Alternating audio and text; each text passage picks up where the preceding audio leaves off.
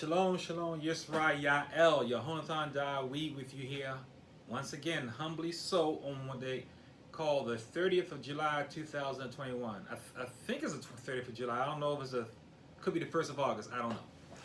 But I do know what time it is with this book. And last week we talked about Balak. This week is Torah portion number 41, Pinechas. And Hasatan has been working the strong against me this week. Was coming to the station this morning. Horrible storm came down, blocked the roads. I couldn't get through, had to go around the other way, missed a turn, and I had to do the broadcast from the side of the road. So now I'm here at the station at another office, a side office, to deliver this message on YouTube because this is a powerful message today. Pinechas, and guess what Pinechas means? It means the bronze colored one. Pinechas is the bronze colored one. Just another sign of what Yahweh's people look like. We know Pinechas' father is Eleazar. Eleazar's father is Aharon. Aharon is the brother of Moshe. All brown people. Just to set the record straight. So we can get, only the truth is spoken here. I don't do my opinion and all that kind of stuff. The truth is to set the record straight with, remember, the ruddy heifer. One of the symbols of Yahweh Shua. And the ruddy heifer is brown. Yahweh Shua is brown. He's a brown man. His people look like me. Beautiful, ruddy people. And this man's name means bronze. This is a righteous brother. So just to set the record straight, Yahweh Shua says, he who does the will of my father is my mother, my brother, my sister. He didn't say that he who is beautifully bronze like me is my mother and brother and sister. No, those who do his will. Yahweh's always intended for others to be grafted in and brought in through his brown people, his covenant people. That's his law. That's his rules. His son looks like that. So last week we find talking about Korah, and interesting to note, remember that the censors that were brought forth by the other tribe heads to see who Yahweh was chose, they were beat it down by Eleazar, put together and covered over the golden altar. That's the altar of incense. So the altar of incense is from now on is covered. That's significant. And I don't even think Israel knows about that. I've never heard a sermon even mention it, but that's significant because that means the most precious, the thing that touches Yahweh's heart the most, the censer, the smell, is covered. So that really knocks us down a big notch in our relationship with Yahweh, that he had the censer, the golden altar covered. We already know, we've heard this many times, how Aaron's rod was covered with the image of the creature, the brass image. There's a difference between brass and bronze. It's very important. It was not a bronze image, it was a brass image. Brass is a machination. It is made. Bronze is natural. Okay? Brass is made. And we know about Aaron's rod, they're budded almonds. Okay? Now that was covered with the brass image of the creature, the serpentine creature. The altar is covered. They're both covered now. And that speaks a lot about Yahweh's disgust with us leaders, with the leaders, okay? Now we go, and also we talked about the Devastator last week. Now the Devastator is Balak. It's very important to note these names are not just random names. They all tell a story. In the Torah and in the ancient world, names meant something. Now do people name names because based on the way it sounds or whatever. They were superfluous with our names. But they're important back here during this time. Not just with the Semitic peoples, with all the peoples, because the names tell a story. And Balak's name means devastator. His job was to devastate Yahweh's people. That's what he wanted to do. And he hated us. His father's name meant bird. And that speaks to today's increase in knowledge and how we get information from the air. You're getting this information from the air, the prince of the powers of the air. Information has been spread about for devastation. This is why I tell you many times, don't just get knowledge for knowledge's sake. Get knowledge for the relationship of Yahweh Shua. The knowledge that's being put out there now through the air is for devastation. Anything you're talking about that has nothing to do with Yahweh Shua, you're talking about it because the area of Rav told you to talk about it. They gave you the information. They had to put it out there. That's the law. Yahweh does nothing until he speaks to his prophets first. Hasatan has to follow the same rule. He can do nothing until it goes to his prophets first. When it's said out there, then he can do it. So you're getting knowledge out there and you're picking it up, yes, and I'm not saying it's not true, but it is used for devastation. And what can devastate us is not having a relationship with Yahweh. The knowledge we need to be taking now is for knowledge that brings us closer to Yahweh Shua. Knowledge that reveals Yahweh Shua. That's all that matters in this day and this time. It didn't matter back then on Abraham, Isaac, and Jacob's time, and even during this time we're doing now this Torah portion, because they had not gotten into the temporal land, the temporal blessings yet. Once that was established, then the next, now we're in the next part. We're trying to get to the eternal land, eternal promises.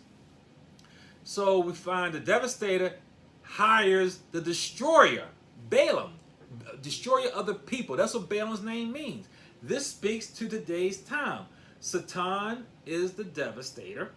He hires the false prophet, which really is a real prophet, but a bad prophet, Balaam. It's going to be a brown man. That's why we need to not try to unite over color.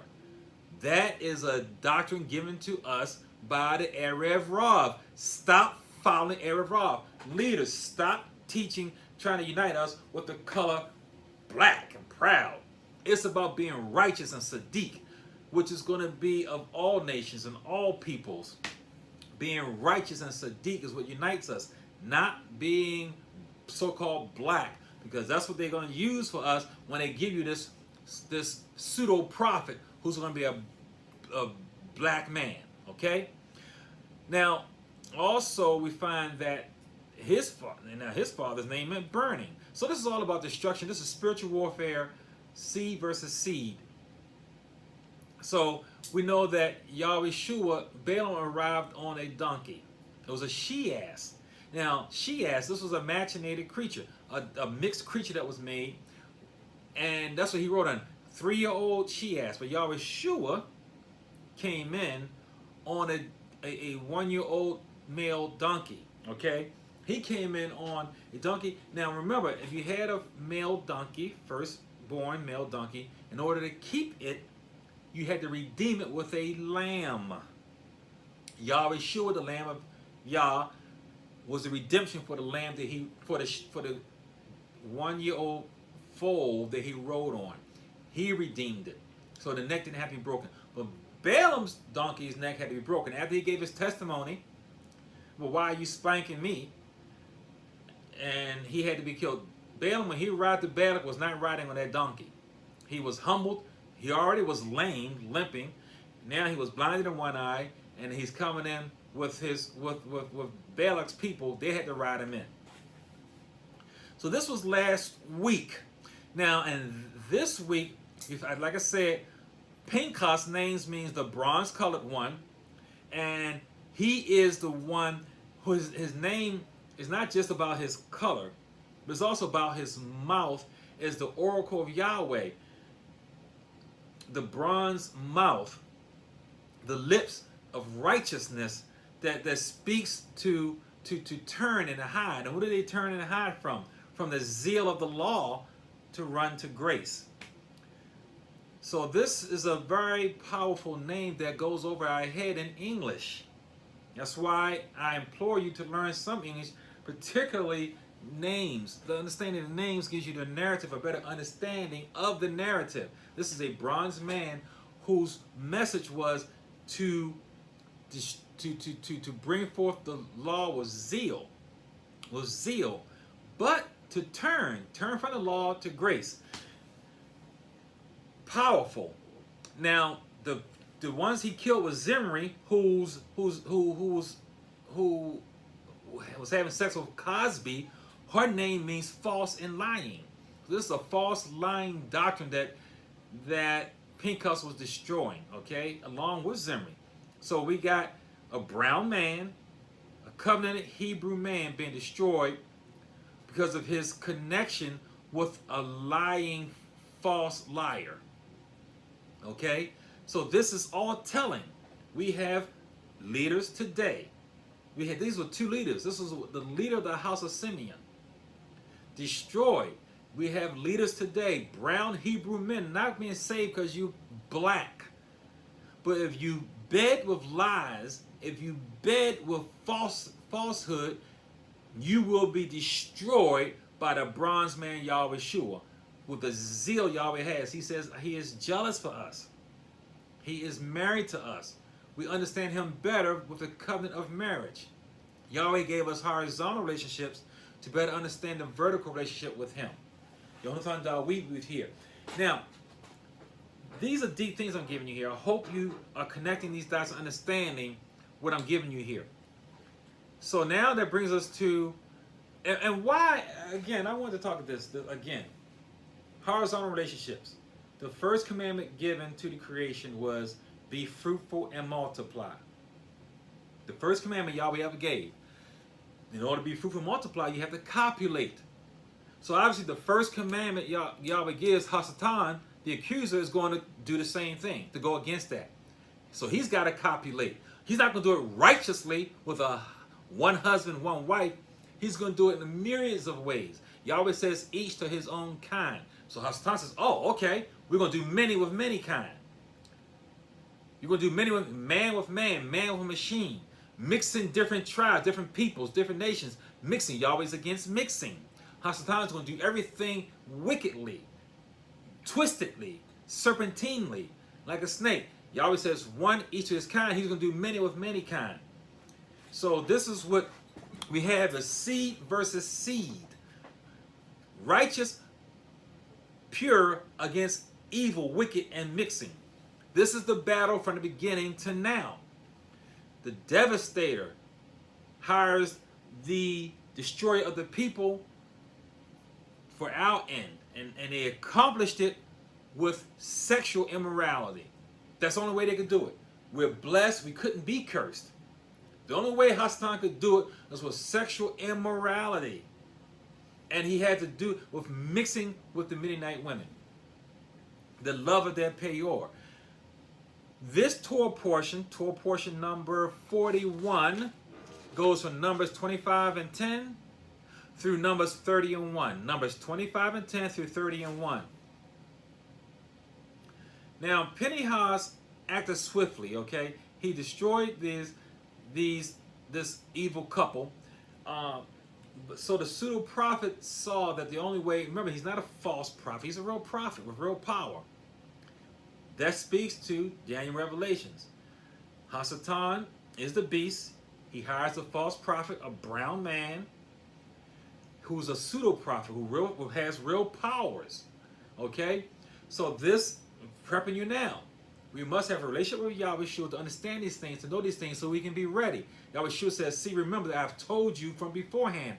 I'm telling you now. The beast and the false prophet, you're talking about people look like us.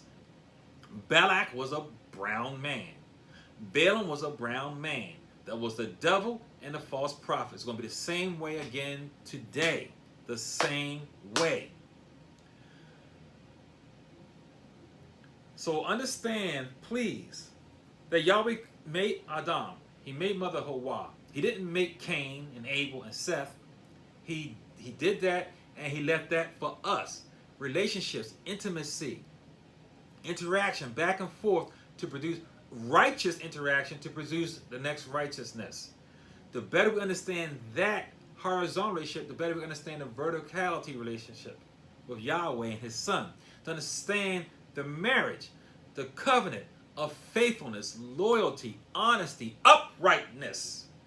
To understand this, you're going to understand this with righteous relationships.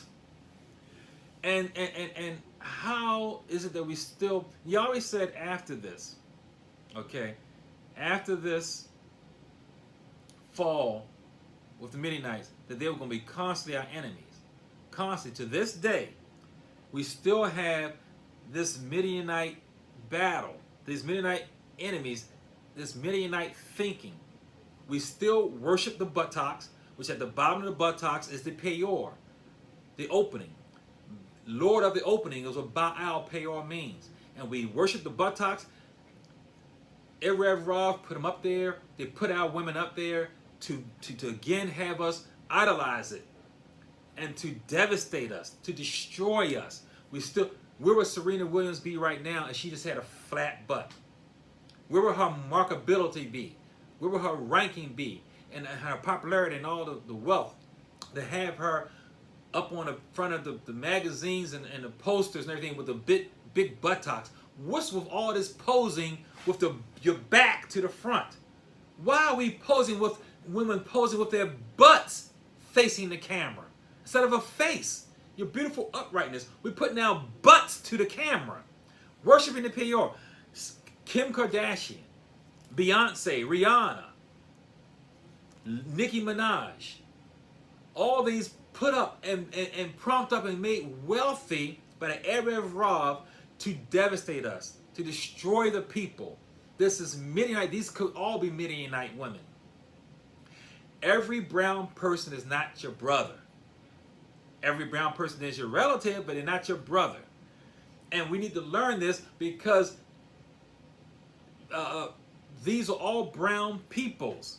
Moab is your family, but he's not your brother.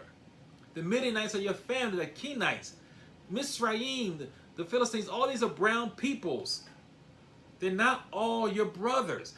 Yahweh's teaching us also here that even in the tribes, they're supposed to be separate. Yahweh separated them. He did it by lots. That way it showed everybody, before all the people, this is not Moshe.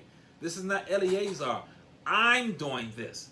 I'm separating the tribes by lots. With how? By casting lots. And he separated them. Because even the tribes, all of your brothers you're not supposed to be mixing with. This is why a lot of our camps, we worship together, we don't get along with each other. We're married outside of our tribes. We're having businesses outside of our tribes. We are having intimate interactions outside of our tribes, and we don't get along. We're supposed to love one another, support one another, but we're not supposed to be marrying into one another. We're not supposed to be coveting into one another, even our own tribes. We know we're not supposed to cohabitate and interact with the world. And this is what the Erev Rav do. They have us unite over color, something superficial that you have no authority and power over. You have no power over the color of your skin, the so-called color of your skin, the melanin content of the organ of your skin. But you do have control and authority and power of who you covenant with. And we are to covenant with righteousness.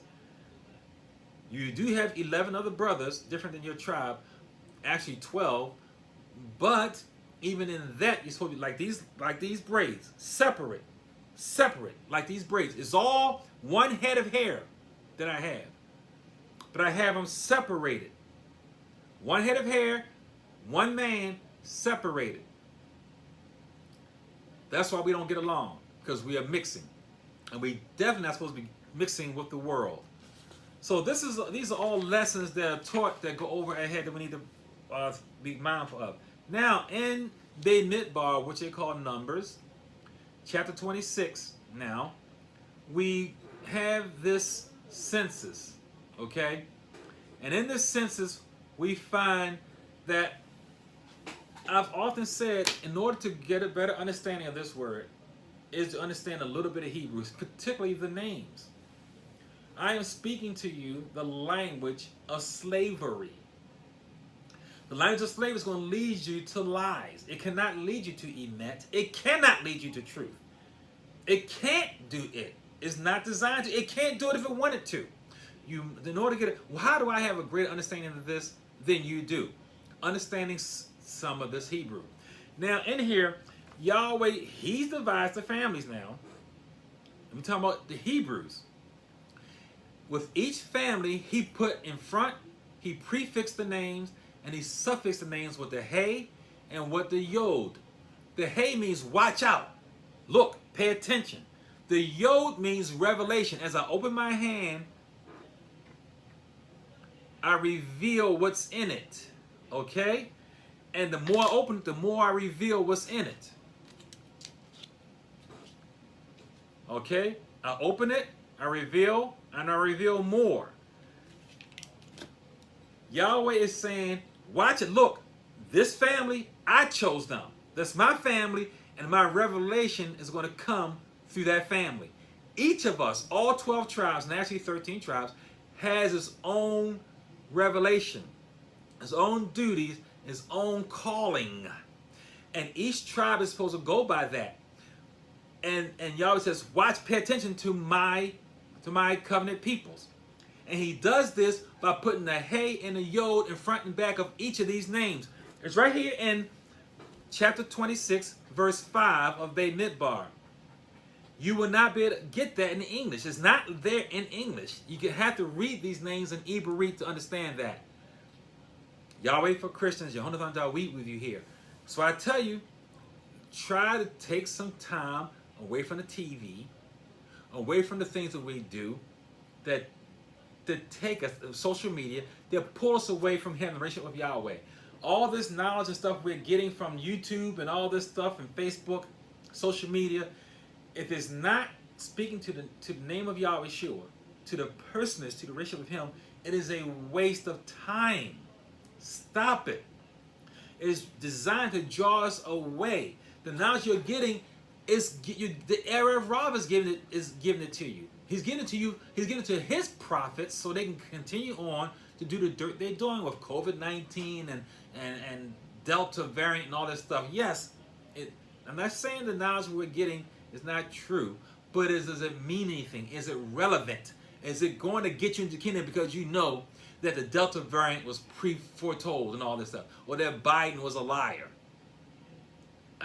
Is it going to get you to the kingdom? What gets you into the kingdom is this word right here. This Torah brings you to the kingdom, Yahweh Shua. That's what it is. It's all about Him. It's all about Yahweh Shua. Verse 33 of chapter 26. Zelophehad's daughters.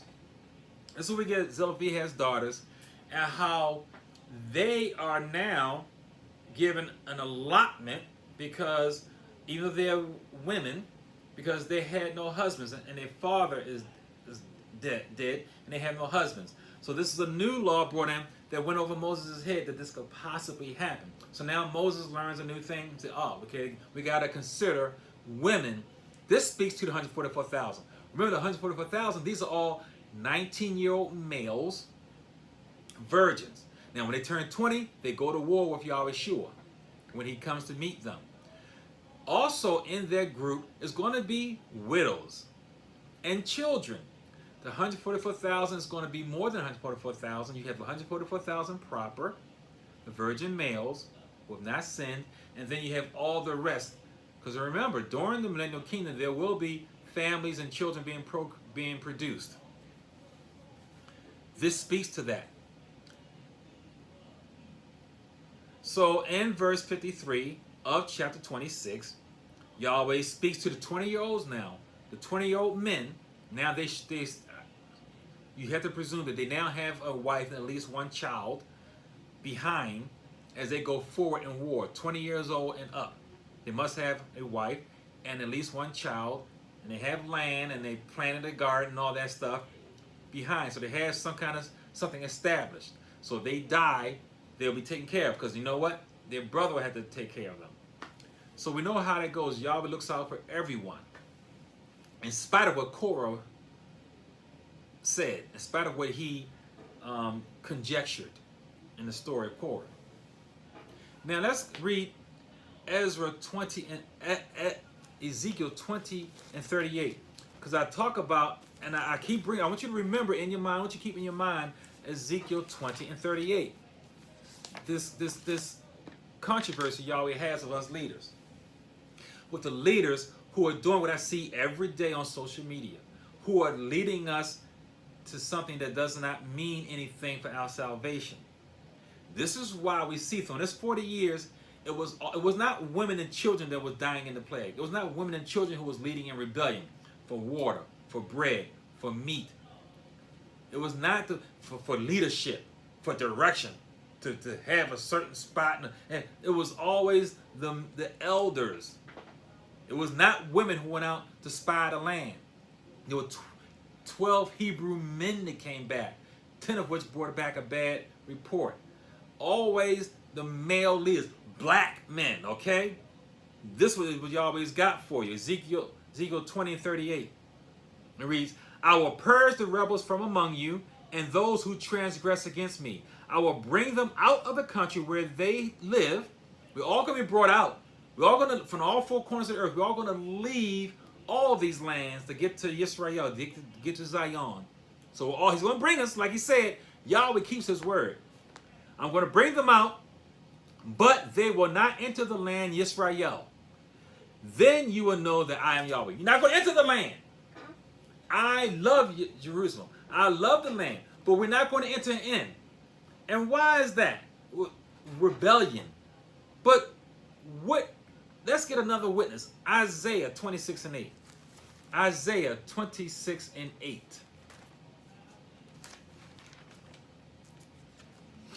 Why? We see why we rebel, but let's get another witness. I'm sorry, Isaiah 26 and 18. And it reads, we have been with child, we have been in pain. So here we are, we are in pain and straining, all right? We have, as it were, brought forth wind. We have farted. Isaiah is saying with all this pain and all this straining and all this laborious work we're going through and pains, all we did after all of that was brought forth a fart. That's what Isaiah is saying. Isaiah 26 and 18. We have not accomplished any deliverance in the earth. All your likes and all your huge mention, all your following have accomplished no deliverance in the earth, nor have the inhabitants of the world fallen. We have not. The China man is over us. The Spanish man is over. They come into your country, can't even hardly speak the language. They start businesses. They make money. They're working on the roads. They're working on the roofs. They're making money. You already know the white man and Jew man over top of you, but now all of them are over top of you. They come into your country, into your neighborhoods, and they make money off of you. You buy their food. You get your toenails done by them. You get your clothes cleaned by them. Your streets are repaired by them. You give them your money. Your dollar can last in your hand 10 hot seconds. We're all over us. The worlds have not fallen unto us. We are still on the ass end, the back end, the tail end. We're still on the back of the bus with all of this knowledge you're giving out every day on social media. Stop it. I'm telling you here right now, to be a good leader, to be a righteous leader, you're teaching the word of Yahweh Shua. You're teaching the word of Yahweh Shua.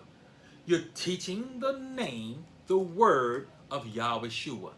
Everything you teach should be leading to him because he leads you to his Father. You ain't going straight to his Father. This is not my opinion. It's straight from the book. You're not the 144,000 prayed by Yahweh that your son is.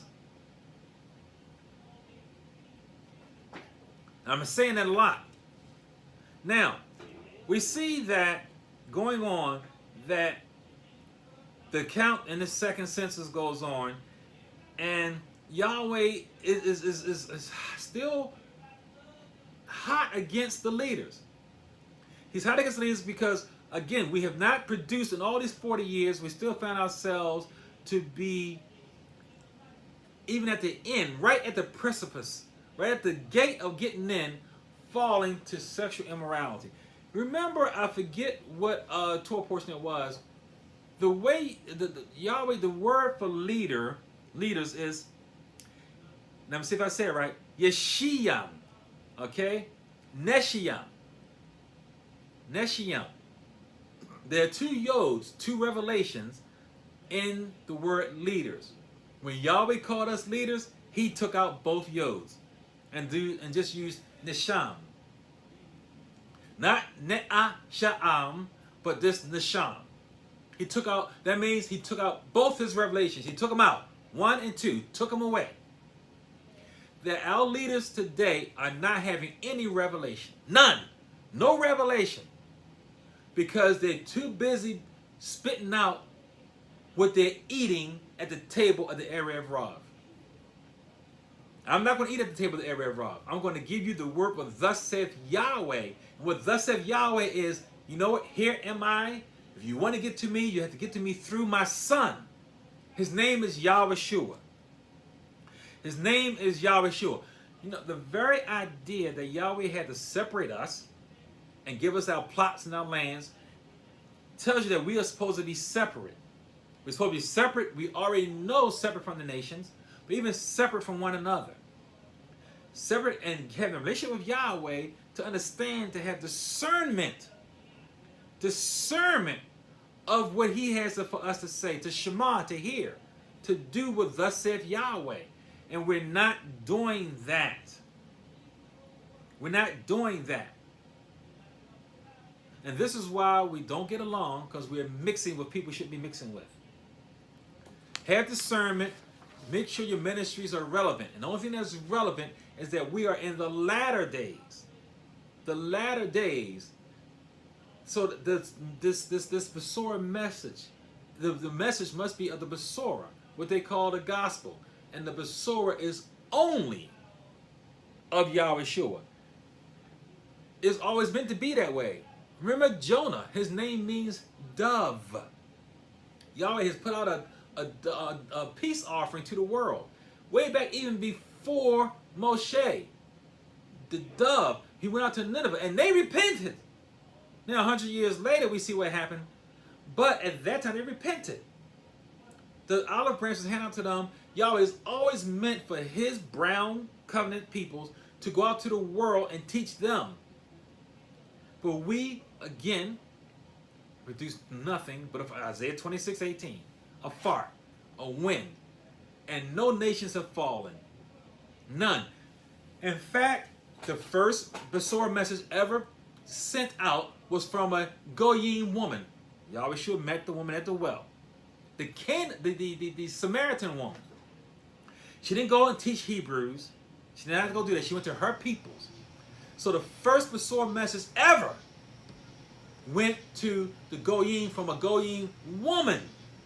And the first Besorah message ever to us, the Hebrews, Miriam and Miriam. They're the ones that came into the tomb of Yahweh when he had already risen.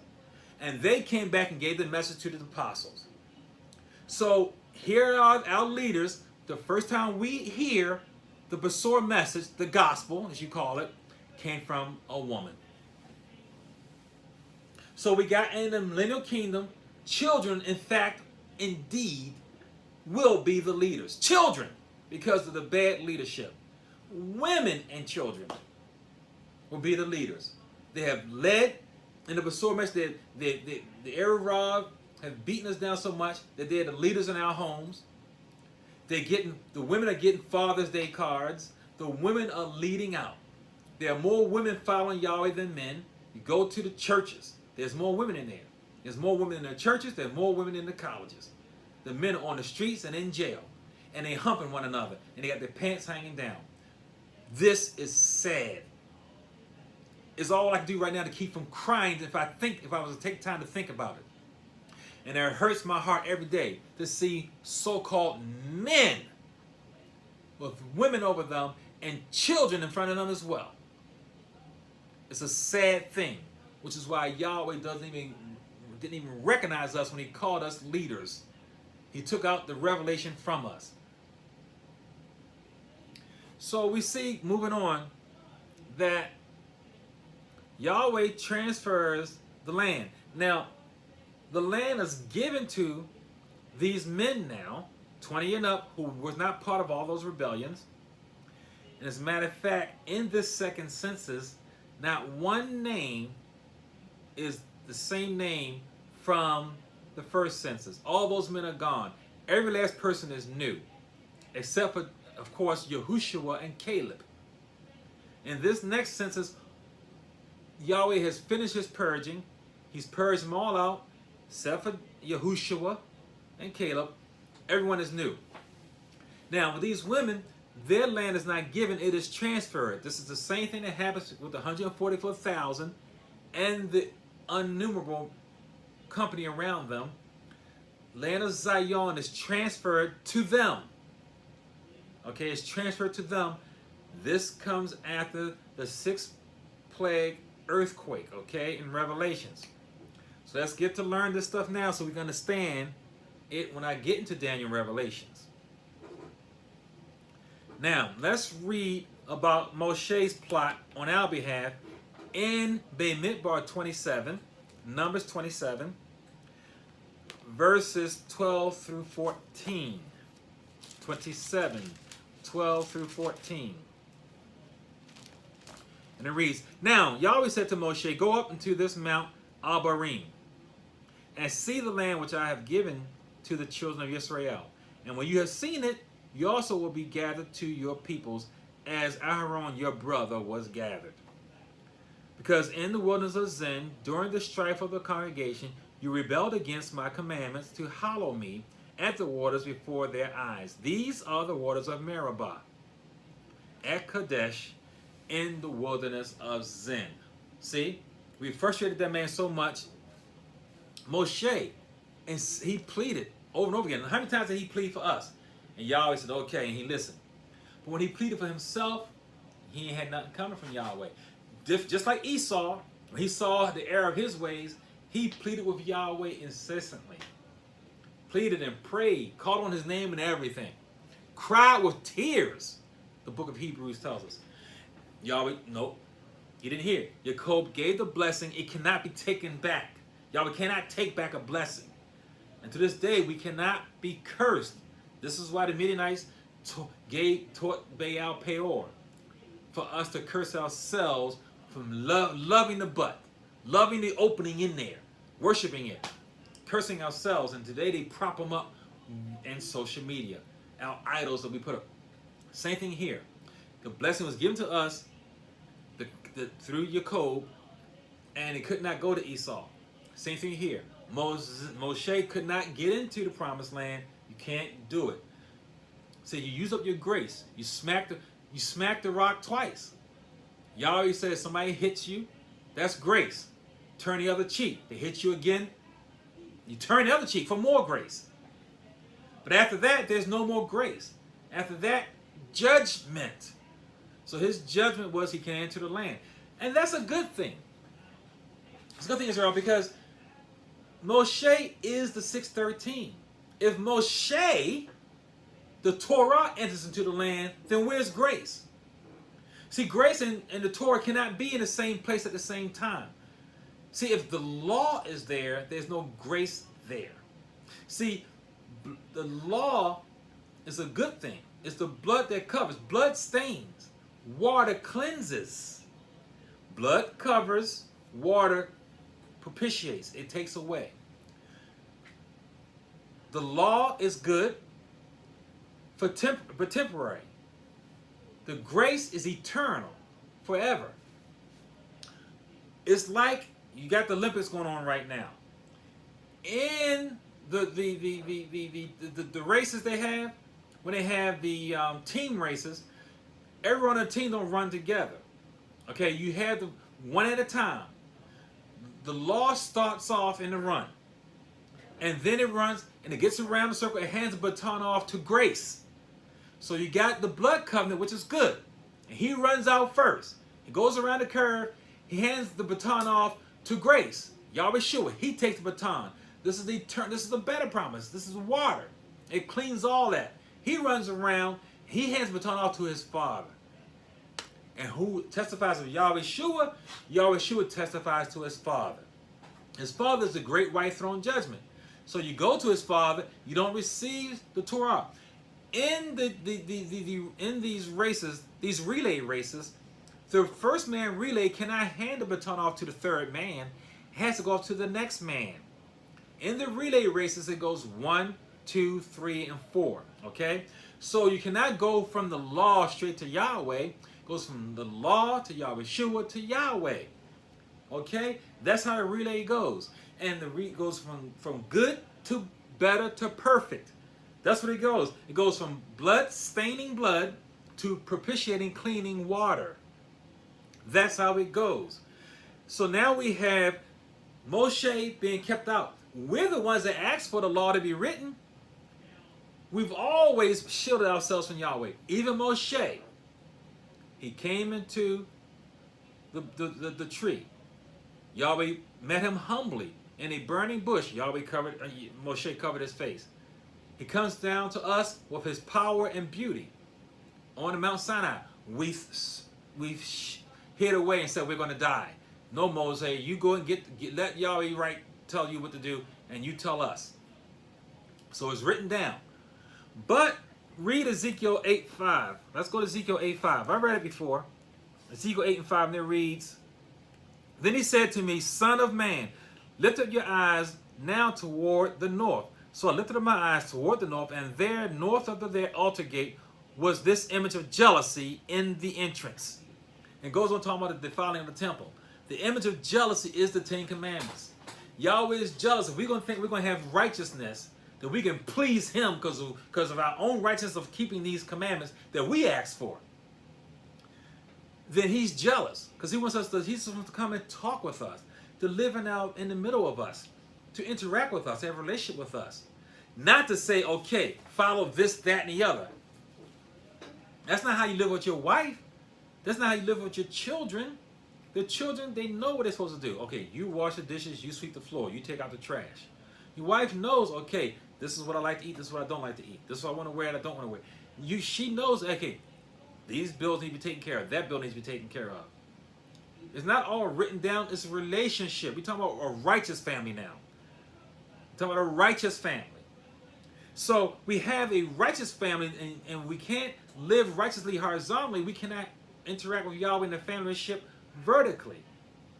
It's all about relationship. And Yahweh is jealous of these commandments if we're going to think we're going to try to get to him. Remember that relay. You're not going to get to Yahweh directly. You have to go through his son, through grace. And this is what the millennial kingdom is about also. See, in the millennial kingdom, after that 1,000 years, they keep them perfectly. But why? Because Hasatan he's locked up. He has to get his punishment being locked up for 1,000 years. So there's no opposer.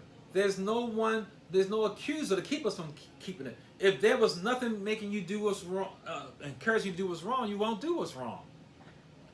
Mother Hawa would never on her own just walk and took the fruit of good and evil. Not on her own. Not with the presentation without the presentation that was given to her. But see, after that 1,000 years, when Hasatan comes, if those people think that they are righteous now because of keeping that law, they're going to follow him and do it all over again. Just one thing. One thing. Follow Yahweh. They're going to follow again. And why? Because still they're housing Yahweh's blood. Even though they were perfect for 1,000 years, keeping the law, they have his blood. And they have accepted the propitiation, the cleansing of Yahweh Shua HaMashiach. So I'm hoping you're understanding how I'm putting this down to us. I'm making it plain and simple as I can. We see that Yahushua, but I'm going to go back, before I do that, to the shortcomings of Moshe. Moshe, the greatest prophet ever. There's no prophet greater than Moshe. And even with that, we have shortcomings. Because remember, he forgot to circumcise his son. Oh, he didn't know that. He circumcised his first son.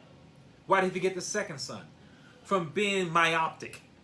Being myopic. And for 1,000 years, those people are going to be myopic with the commandments. Keep it. Lockstep. Boom, boom. Keep the law. Keep the law. Keep the law. Keep the law. What about relationship with Yahweh Shua?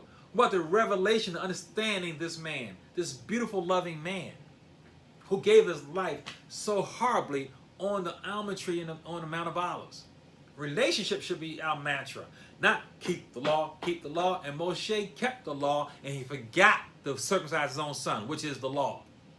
How about how he did his own brother Aaron? Aaron was in mourning after Nadab and Abihu was judged. He was in mourning, yet he still had to give the inauguration sacrifice. Now, because he was in mourning, and Moshe told him, remember in Leviticus 10:3, don't you dare shed a tear. Anybody come before Yahweh must be Kodesh. Moshe stopped him. He said, don't you even shed a tear. We move on. Moshe was like, keep the law, keep the law. So Aaron, he did just that. He went forward with his duties, and knowing the law, as taught to him by Moshe, he had to go by a variation of the sacrifice of his portion of the chief priest sacrifice. Moshe tried to stop him from offering the offering that way. It's in Leviticus 19 and 20. Leviticus 10, verses 19 and 20. This is just a few verses after Moshe corrected his brother. Now Aaron corrects Moses and said, wait a minute, no. Remember, I'm in mourning technically. Technically, I'm in mourning, but I can't do it, but I'm technically in mourning. This sacrifice must be done in this way. And if you read it, Moshe said, he's right. He's right. I'm wrong. Moshe hushed his mouth. See? So this is the most righteous preacher, prophet of all time. That's an error on his part. Would have been an error. But Aaron got it right. How about him not foreseeing the possibility of women owning land rights? He missed that also. He missed that also. How about him striking the rock twice? He used up all his grace. He was supposed to speak to the rock, which was his chance. Moshe of everyone was the only one that had to understand that, wait a minute. The Malachim of Yahweh that's going before us, the pillar by night and the cloud by day, is really Yahweh Shua. And everything we're learning here is about Yahweh Shua. And everything that's going on here now is going to happen again in the latter days. This is a type of the latter days. He understood that by this time. But he struck the rock not once, wasn't supposed to hit it at all this time, but twice. He missed out on his chance to teach the Besorah message, the message of Yahweh Shua. Our best leader. That was his chance to teach the message of Yahweh Shua before all the people. And all the people were there in position to hear. Oh, I would love to have that myself right now. So we see that the law brings us to the land, and grace gets us in the land. That gets me to Yahushua and Yahweh Shua. And I'm the only one here teaching Yahweh Shua, Yahweh Shua. Yahushua means Yah. He is salvation. The Hebrew word for he is who. Okay? It's a hey and a wah. Hey and wah means he. It's pronounced who. So Yahushua, whom we call Joshua, means Yah. He is salvation. So we need to stop calling Yahweh Shua, who died on the tree, Yahushua. Yahushua led us into the temporal blessing of the blood covenant. Yahweh Shua, Yahweh means I am. Yahweh means I am. So Yahweh Shua means I am salvation. He leads us into the eternal covenant of the water salvation, the water cleansing. So Yahushua leads us to Yahweh Shua. I'm hoping that you get this. I'm hoping that you get this. Stop calling. Now Yahshua, hey, it's not perfect, but it's good enough. It's good. But it's Yahweh Shua. Stop calling him Yaharallah and Yesha and Yeshua. Stop calling him Yahushua and Yeshua. Get the ooh out of your mouth when calling on the name of the one who created your mouth. Because his name is Yahweh Shua. I am salvation. Not Joshua, not Yahushua, which means Yah. He is salvation. That's a good name, a righteous name for that man, for what his job was. He cannot save us. He brought us into the land. He cannot save us into the eternal land. It's Yahweh Shua. Get it right. So Moshe gives him some. If you read that in verse 20 of chapter 27, Moses said, listen, okay, I can't get him in.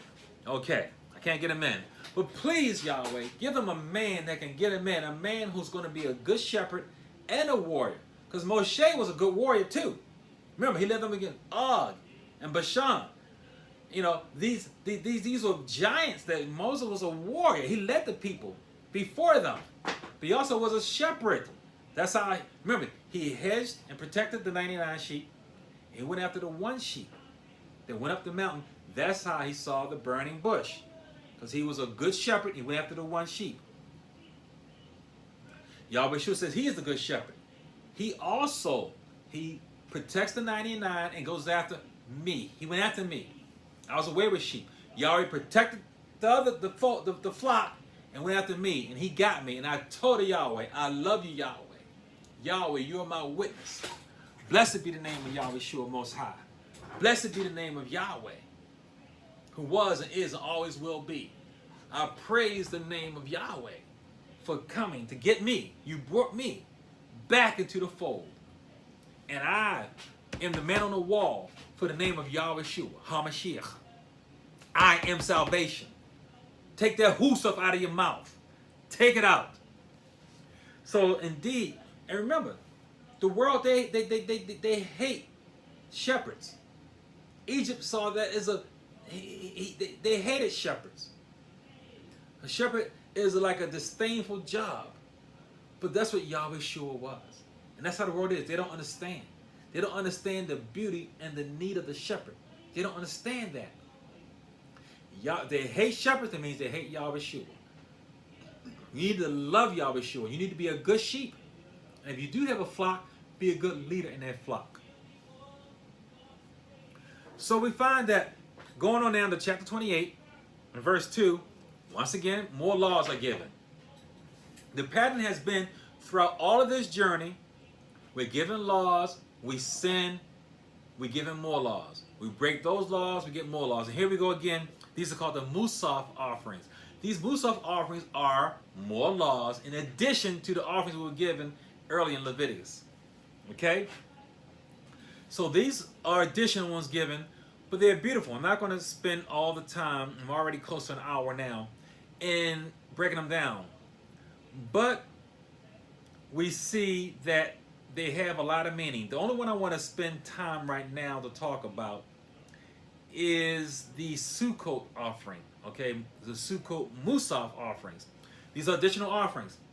Now, I implore you to go read all of this, but I'm only going to go through this one.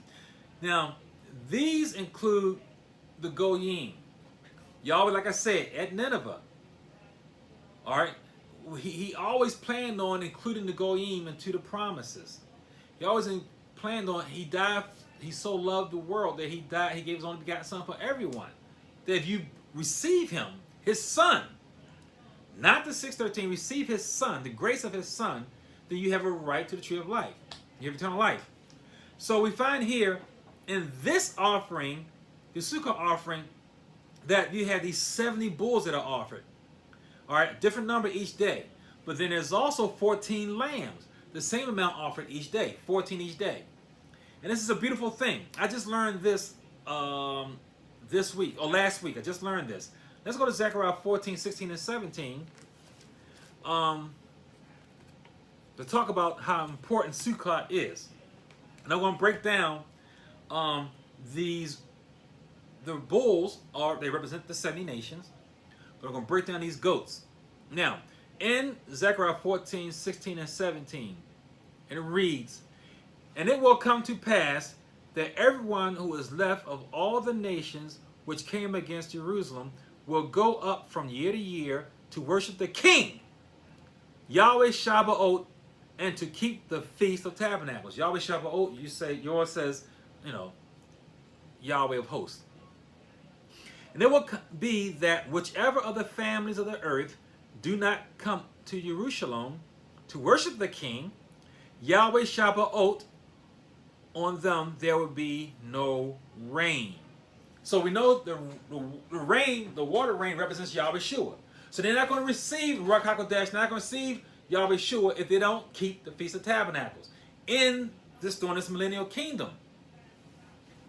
Now, this water is important because there's also a libation portion added to these offerings. Remember, this is something added to the original offerings. There's a libation. The ancient world was destroyed by water. Come full circle to the latter days. The final world on this earth here is going to be saved by water. By the water of Yahweh, the water of life. The tree of life, the water of life. Remember, out of his side came blood and water. He is the water of eternal life. Now, I'm going to talk about that some more. But look at this. When you talk about the goats, they are given two different identifications. One is a male of the goats, and the other one is a he-goat. And we know the he-goat is Esau. He's the hairy one. And the male of the goats is Ishmael. So these are our brothers. These are our brothers. And this is deep.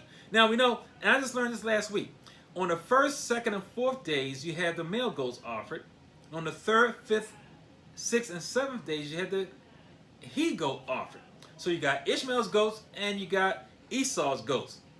They both total 35. You got, for Ishmael, you got 13, 12, and 10. That's 35 nations. And then for Esau, you have 11, 9, 8, and 7. That's 35. 70 nations. 70 nations are covered with the goat offerings. That's beautiful. That's deep. I hope you're getting it. Okay? And then we know in Deuteronomy 28, we get the 98 curses from Deuteronomy 15 on. Well, 98 lambs. 14 times 7 is 98. We got 98 lambs offered during the time of Sukkot. Okay? During the 8 days of Sukkot, you get 98 baby male lambs. So we got the goats covering the nations and the lambs covering us. That's deep. That's a beautiful, that's worth the time away from TV. Take some time from the work, time from your wife to get into this word, to see these deeper things, because I'm going to talk about this in Daniel Revelations and how it relates to that. But this water covenant was a big deal. The water libation ritual of the covenant was a huge thing. Let's go to John 7, 37 and 38. John 7, 37 and 38. On the last day, that great day of the feast, Yahweh Shua stood and cried out, saying, cried out that with your Yehuda voice, okay? That voice of war, the powerful voice that Yahweh gave us. If anyone thirsts, let him come to me and drink. He who believes in me, as the Torah has said, out of his heart will flow rivers of living water. This is for those who in the latter days drink the water. Remember, the leaves are for the healing. We need the water for eternal life. He said out of their heart is going to pump water, not blood.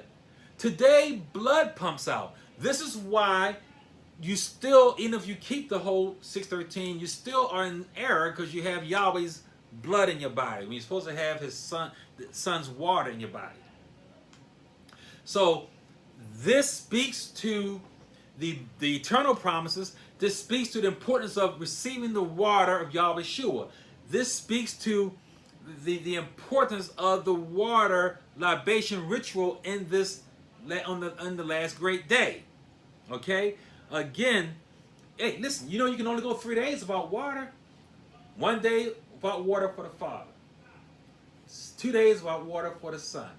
The third day, you can't speak against the Ruach HaKodesh without water. That's it. You cannot speak against Ruach HaKodesh. 3 days without water is death. You can go 7 days without food. The most I've ever done was like 3 days. 3.5 days. But you can go 7 days without food. But water, 3 days. And look at how important history of water. Look at this. You know, Abraham and Isaac made many wells. They were industrialists with making wells. Eliezer found Isaac's wife, Rebekah, at a well. Jacob found Rachel's wife at a well. Moshe found his wife Zipporah at a well. Israel's two big rebellions was over water. Moshe lost his right into the Kodesh land over our rebellion of water. Yahweh Shua began the Besorah message with a Samaritan woman at a well. Water is important. The first water judged the world. The final water is going to be the grace of the world. Let's go to Revelation. Let's read that. Revelation 22, 1 and 2. And he showed me a pure river of water of life, clear as crystal, proceeding from the throne of Yahweh and of the Lamb. And in the middle of this street was on either side of the river was a tree of life, which bore 12 fruits, from each tree yielding its fruit every month. The leaves of the leaves were for the trees, of the trees was for the healing of the nations. Now, each side of the river was not blood, it was water. And the water was there for the healing of the nations. Receive Yahweh Shua for your healing. Receive Yahweh Shua for Ruach HaKodesh. Receive the eternal water salvation of Yahweh Shua.